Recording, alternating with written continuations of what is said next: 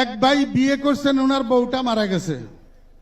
এখন বউ মারা যাওয়ার পরে উনাকে সবাই বলতেছে ওনার একটা শালি আছে, শালিটা বিয়ে করার জন্য। তো উনি বলতেছেন যে আমি শালিটা বিয়ে করব না, কারণ তো আমার বউ যেটা মারা গেছে সেটাও তরকারি রান্না করতে জানে না, একদিন লবণ বেশি একদিন মরিচ বেশি।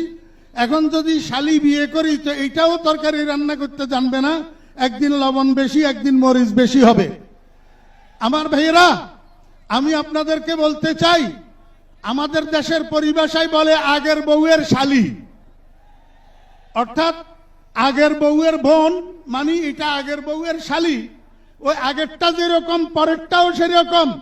খবরদার, আগামী নির্বাচনে আমরা যদি আগের বউয়ের শালি বিয়ে করি তো আবার আমাদের দেশে কখনো লবণ বেশি কখনো মরিচ বেশি, চুরি আর বাটপারি ছাড়া কিছু হবে না।